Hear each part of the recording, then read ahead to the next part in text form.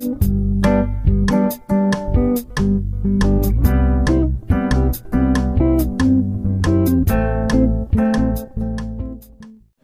guys, this is Aryan sir. Welcomes you all to my YouTube channel AJ English Classes. Guys, आज हम class 12 Bihar board जो आपका poetry section है, literature book rainbow part 2 उसके poetry section से पहला chapter जो कि sweetest love I do not go है जॉन डन का, उसका समरी करने जा रहे हैं। तो गाइज आप ध्यान से सुनेंगे और एक एक लाइन को इंग्लिश टू हिंदी हम यहाँ क्लियर करेंगे, जो कि समरी आपके क्लास 12 के बोर्ड एग्जाम के लिए बहुत ज़्यादा इंपॉर्टेंट होने वाली है।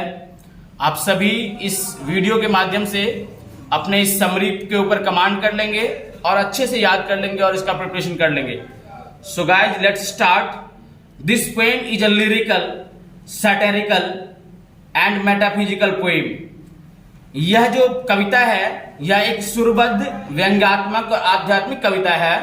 It is based on true love. यह सच्चे प्यार पर आधारित है। This poem has been composed by a very great poet John Donne. और यह कविता किसके द्वारा लिखी गई है? जॉन डन के द्वारा, जो कि एक बहुत ही बड़े महान कवि थे। He was famous for his song and sonnet. वो अपने कविताओं के लिए, दोहाओं के लिए प्रसिद्ध थे। He was the poet of high order. और वह एक उच्च विचार के कवि थे। In this poem, the poet has described the power of true love. इस कविता में कवि ने सच्चे प्यार की शक्ति का वर्णन किया है। In his view, true love is unforgettable thing. और उनके विचार में सच्चा प्यार नहीं भूलने योग्य वस्तु है। So guys, कवि कहते हैं कि it is just like a pole star which remains unchanged.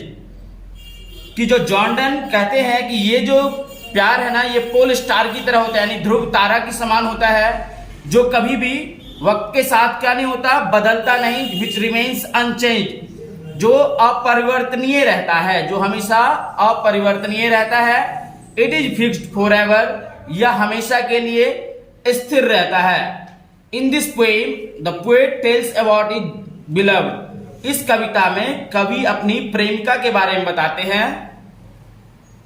The speaker wants to die because he does not want to live his life like a joke. अगर आपने इससे पहले यह कविता पढ़ा है, यह पोएम आपने पढ़ा है, तो आपको पता होगा कि कवि मरना चाहते हैं क्योंकि वह अपनी जिंदगी को एक मजाक के रूप में नहीं जीना चाहते। He is parting from his beloved. वे अपनी प्रेमिका से अलग हो रहे होते हैं। He is parting from his beloved. He tells his beloved that he will return as the sun returns every day. वे अपनी प्रेमिका से कहते हैं कि वो लौट आएंगे जिस तरह से कि सूरज प्रतिदिन लौट कर आता है। He promises her that his return will be faster than the sun.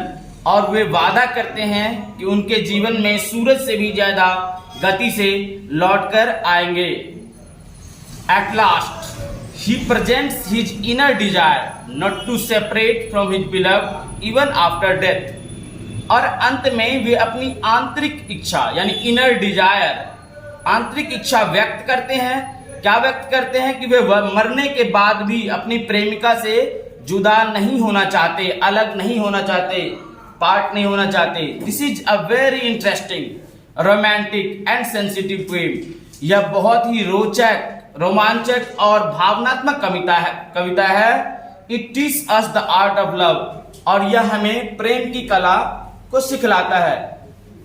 मुझे लगता है कि बच्चों, आपको अगर आपने गौर से, ध्यान से सुना मुझे इस समरी को पढ़ाते हुए, तो आपको बहुत ही अच्छे से समझ में आ गया होगा, कहीं कोई दिक्कत नहीं हुई होगी।